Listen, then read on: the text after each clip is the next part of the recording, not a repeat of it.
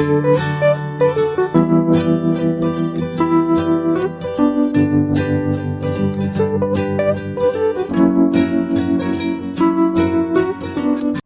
semuanya, nama saya Agnes Colin. Saya adalah mahasiswa dari Politeknik Wilmar Bisnis Indonesia, program studi Agribisnis Hortikultura semester 5. Berkaitan dengan tugas produksi pupuk dan pestisida organik, saya akan mencoba membuat pupuk organik cair dari limbah sisa ikan. Check it out! Saya akan menjelaskan mengenai POC dari limbah ikan terlebih dahulu. Tahukah Anda, limbah ikan, khususnya tulang ikan dan jeroan ikan, ternyata dapat diolah menjadi berbagai produk yang menguntungkan, termasuk dijadikan pupuk organik. Beberapa industri pengolahan ikan sudah mulai melakukan inovasi pengolahan limbah ikan menjadi produk yang bernilai ekonomis, salah satunya adalah pupuk organik. Nutrisi yang terkandung dalam limbah ikan. Secara umum, limbah ikan mengandung banyak nutrien, yaitu nitrogen, fosfor, dan kalium, yang merupakan komponen penyusun pupuk organik. Unsur NPK adalah unsur makro yang penting bagi tumbuhan. Nitrogen sangat berperan dalam pembentukan sel tanaman, jaringan, dan organ tanaman. Nitrogen memiliki fungsi utama sebagai bahan sintetis klorofil, protein, dan asam amino. Oleh karena itu, unsur nitrogen dibutuhkan dalam jumlah yang cukup besar, terutama pada saat pertumbuhan memasuki fase vegetatif. Bersama dengan unsur fosfor, nitrogen digunakan dalam mengatur pertumbuhan tanaman secara keseluruhan. Ciri-ciri tanaman yang kekurangan nitrogen dapat dikenali dari daun bagian bawah. Daun pada bagian tersebut menguning karena kekurangan klorofil. Pada proses lebih lanjut, daun akan mengering dan rontok. Tulang-tulang di bawah permukaan daun muda akan tampak pucat. Pertumbuhan tanaman melambat, kerdil, dan lemah. Akibatnya, produksi bunga dan biji pun akan rendah. Kemudian fosfor. Fosfor merupakan komponen penyusun dari beberapa enzim, protein yang berperan pada pertumbuhan benih, akar, bunga, dan buah. Pengaruh terhadap akar adalah dengan membaiknya struktur perakaran, sehingga daya serap tanaman terhadap nutrisi pun menjadi lebih baik. Bersama dengan unsur kalium, fosfor dipakai untuk merangsang proses pembungaan. Hal itu wajar, sebab kebutuhan tanaman terhadap fosfor meningkat tinggi ketika tanaman akan berbunga. Jika kekurangan unsur fosfor, tanaman mengalami pertumbuhan lambat dan tanaman akan kerdil. Sementara, kalium berperan sebagai pengatur proses fisiologi tanaman seperti fotosintesis, akumulasi translokasi, transportasi karbohidrat, membuka menutupnya stomata, atau mengatur distribusi air dalam jaringan dan sel. Kekurangan unsur ini menyebabkan daun seperti terbakar dan akhirnya gugur. Proses pembuatan pupuk organik cair berlangsung secara anaerob, yaitu dalam kondisi tidak membutuhkan oksigen, atau secara fermentasi tanpa bantuan sinar matahari. Biasanya membuat pupuk organik ini ditambahkan larutan mikroorganisme untuk mempercepat pendegradasian. Bila menggunakan E4 yang sifatnya anaerob atau tidak membutuhkan oksigen, maka larutan pupuk diperam ke dalam botol atau jerigen yang tertutup rapat.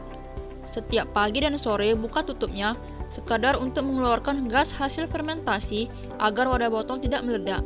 Setelah itu tutup rapat kembali botolnya.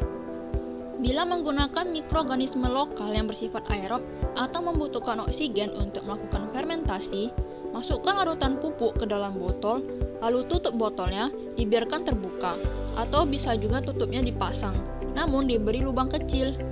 Pemeraman dilakukan selama 2 hari hingga larutan terlihat jernih. Kelebihan POC dari limbah sisa ikan antara lain, yang pertama, pupuk yang dihasilkan merupakan pupuk organik dengan unsur hara lebih lengkap dibandingkan pupuk anorganik.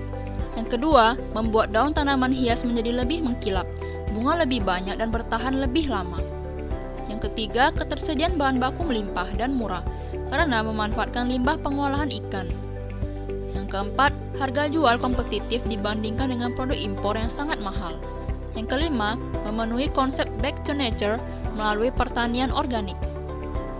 Kelemahan POC dari limbah sisa ikan yaitu bau busuk yang sangat menyengat.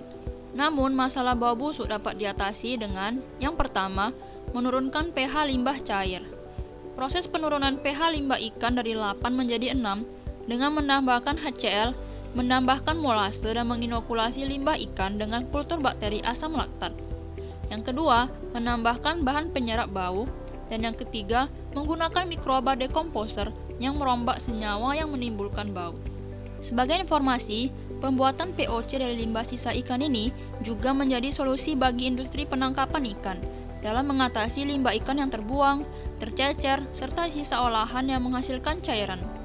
Limbah juga bisa berasal dari pemotongan, pencucian, dan pengolahan produk. Alat dan bahan yang dibutuhkan untuk membuat POC dari limbah sisa ikan.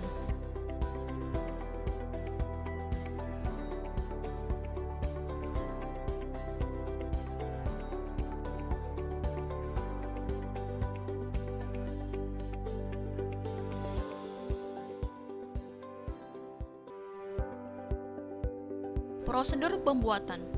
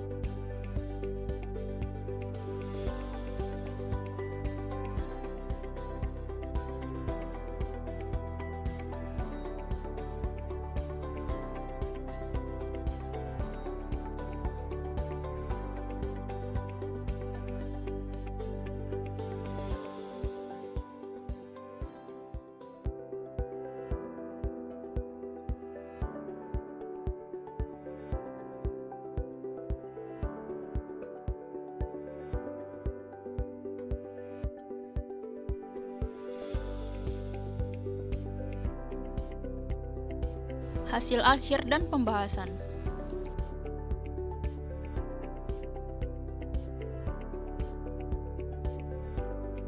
Saya akan mencoba membahas pupuk yang telah saya buat. Yang pertama dari segi aroma. Pada hari kedua setelah pembuatan, saya melakukan pengadukan dan bau pupuknya sangat menyengat. Namun ketika saya membukanya pada hari ke-10 ini, baunya sudah tidak terlalu menyengat, yang menandakan keberhasilan pembuatan POC. Dan saya juga melihat adanya gelembung-gelembung yang menandakan proses fermentasi. Karena tadi gelembung yang saya lihat masih banyak, saya akan menunggunya beberapa hari lagi sampai sudah lebih sedikit gelembungnya, lalu akan diaplikasikan langsung ke tanaman, tentunya dengan ditambahkan air sesuai dengan takarannya. Jadi kesimpulannya, pembuatan POC ini sangat boleh untuk dicoba, apalagi untuk ibu rumah tangga yang mungkin memiliki sisa ikan atau jeruan ikan yang dapat digunakan sebagai bahan pupuk. Tapi tidak menutup kemungkinan juga bagi kalangan lain untuk mencobanya. Selain itu, unsur hara yang terkandung dalam POC ini sangat bagus untuk tanaman. Apalagi karena bentuknya cair, unsur hara pun lebih mudah terserap oleh tanaman.